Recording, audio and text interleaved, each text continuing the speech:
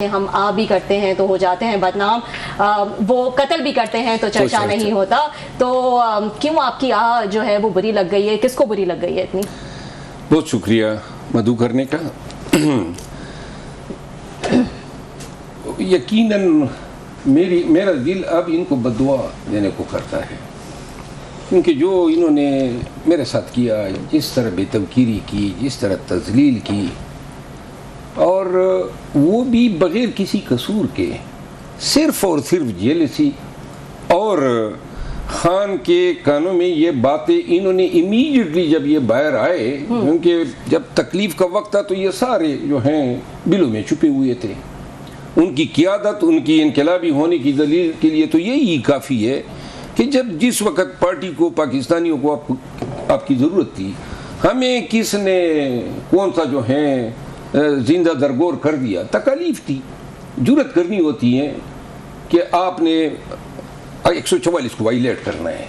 कोई 144 आपका हक एहतजाज जो है नहीं ले सकती है। जब आप निकलेंगे नहीं, कोशिश नहीं करेंगे, तो जब 8 फरवरी गुजर गया और ये लोग बाहर आ गए और 8 फरवरी का नतीजा अवाम ने हमारी मेहनत और खान के साथ वफा का सिला जो है 2/3 से ज़्यादा अक्सरियत की शक्ल में दिया, तो मैंने ही बदकिस्मती से इनकी मुलाकातें शुरू करवा दी। रिट मैंने दायर की और पहली मुलाकात में इन्होंने खान के कान भरने शुरू किए। जब दूसरी मुलाकात हुई तो 11 फरवरी को इन्होंने मुझे फोकल पर्सन से हटवाया। फिर इन्होंने एक हफ्ते के बाद ये पॉलिटिकल कमेटी से हटवाया, फिर कोर कमेटी से हटवाया। फिर मेरा भाई वहाँ कैबिनेट मिनिस्टर था, उसको बजाय इसकी कि मैंने बड़ी मिन्नत की, मैंने कहा कि लोग क्या कहेंगे, तौहीन होगी, मैं इस्तीफ़ा देता हूँ भाई से, आप इसको निकालें नहीं। उन्होंने इतनी भी मोहलत नहीं दी ताकि मेरी डिस्ग्रेस हो, तो उसको यानी कैबिनेट से एक्सपेल किया।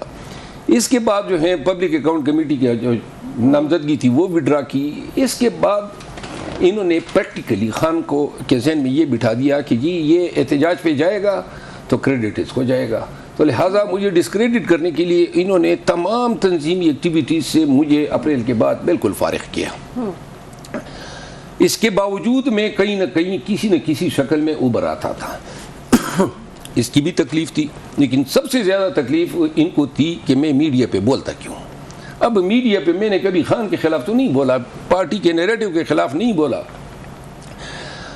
असल जंग है पार्टी पे कब्ज़े की। अच्छा। और कब्ज़ा माफिया जो हैं उसी ने खान को इसार में लिया हुआ है।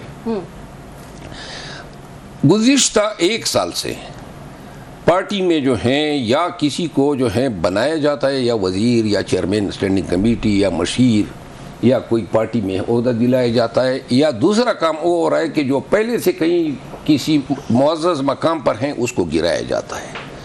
पार्टी का जो अब असल नैरेटिव है, मैंडेट की रिकवरी या नाइंसाफ़ी के ख़िलाफ़ आवाज़ उठाना या हुकूमत से जो है कोई, इसका नतीजा ये निकला कि 1 साल में हम 1 इंच भी न कामयाबी हासिल कर सके, उल्टा अपनी सीटें हमने गंवाई। और फिर जो हैं ये जो जनरल इलेक्शन हुए उसमें क्या क्या कबाहती हुई, फिर रिज़र्व सीटें आई, स्टैंडिंग सेनेट की सीटें आई, किस तरीके से लोगों की नामजदगियाँ हुई, ये सारे यही ओहदे लोगों को टिकट दिलाने, सेनेटर बनाने के चक्कर में इन्होंने पार्टी का तया पांचा किया। और कोई भी आवाज़ उठाता, देखिए तरीके वारदात ये होती है कि खान के पास 24 घंटे कोई ना कोई बैठा होता है ताकि कोई ऐसी बात खान के इल्म में ना आ जाए जो उनके मफादात को जो है डैमेज कर सके। और खान साहब जो हैं लिमिटेड उसकी एक्सेस है, 570 आयाम हो गए हैं, फीडबैक उनके पास नहीं है, वर्कर तक रसाई नहीं है, लीडरशिप तक रसाई नहीं है।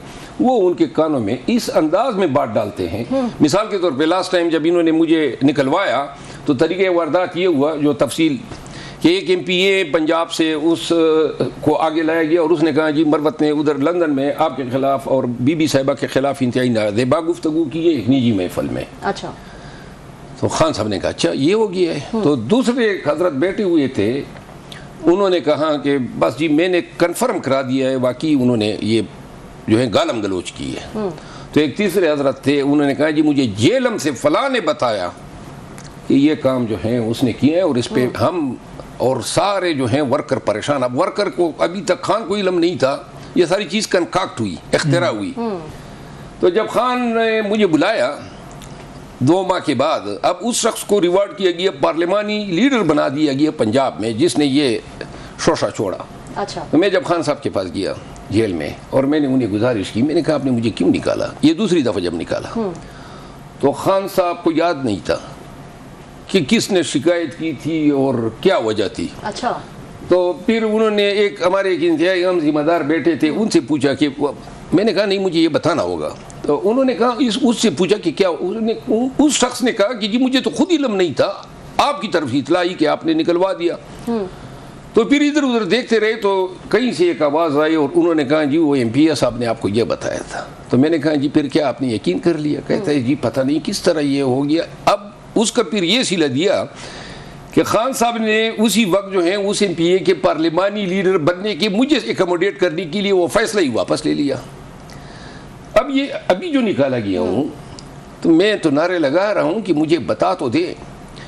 पार्टी का ऑफिशियल मीडिया 1 साल से मेरे पीछे पड़ा हुआ है, गालम गलोच कर रहा है, और 1 साल से इन जिम्मेदारान ने कोई कसर नहीं छोड़ी कि मुझे अवाम की नज़रों में और वर्कर की नज़रों में जो है नीचे गिरा सके।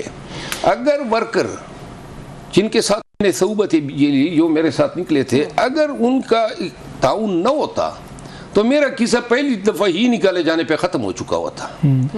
अभी भी जब इन्होंने निकाला है, खसूसन KP में, फिर पंजाब में भी कई ऐसे अवामिल लोग हैं, सिंध में भी, पूरे पाकिस्तान में लोग ये घास नहीं खाते हैं कि वो PTI ऑफिशियल का रवैया भी देख रहे थे कि ये मेरे साथ क्या कर रहे थे। तो लिहाजा फिर जो है अरे खान साहब आपने बड़ा तफसील से एक बैकग्राउंड बताया है, हम चाह रहे थे ताकि एक पूरी पिक्चर पेश आ जाए।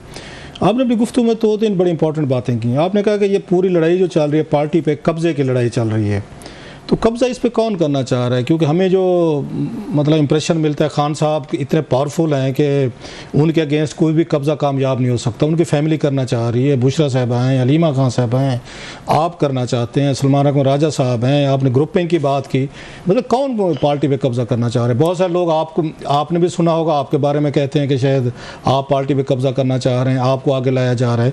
तो आप क्योंकि ब्लंट आदमी हैं, आप बड़ा वेल लेफ्ट पे आप भी बिलीव नहीं करते, तो ज़रा थोड़ा सा इसका कि हमें बताएंगे कि पार्टी पे कौन कब्जा करना चाह रहा है? यहाँ पाकिस्तानियों को, वर्कर्स को 90% झूठ बोला जाता है। अच्छा, 90%। और ऐसे अजीब गरीब अंदाज में ये लोग इतनी डटाई से झूठ बोलते हैं और मुझे हमेशा अफसोस होता है खान को फिर कितना झूठ बोला जाता होगा। मैं एक मिसाल दूँ, सलमान अकबर राजा साहब ने कल कहा है कि मैंने उनको गाली दी है। अब गाली बहुत बड़ी चीज़ है, मैंने इनको गाली दी होगी तो कहीं पर तो दी होगी। अब ये पब्लिक डोमेन में कह रहा है कि मैंने गाली दी है, कोई सबूत ला दे। मैं गालियाँ नहीं देता हूँ, मैंने इनको एजेंट नहीं बोला है, मैंने इसको कोई प्लांटेड शख्स नहीं बोला है। मैंने तो 4 दफ़ा जो इसने मेरे खिलाफ बयानात दिए उनके जवाब में मैंने कह दिया कि आपकी लीगल पोजीशन नहीं बनती है। और एक लफ्ज़ बदबख्त कहा था, वो भी इसलिए कहा था कि इन्होंने मेरी काफ़ी तज़ीक़ की। बदबख्त तो मैंने बद्दुआ है, वो गाली तो नहीं है, शायद उनकी उर्दू में कोई और बदबख्त का माना होता होगा।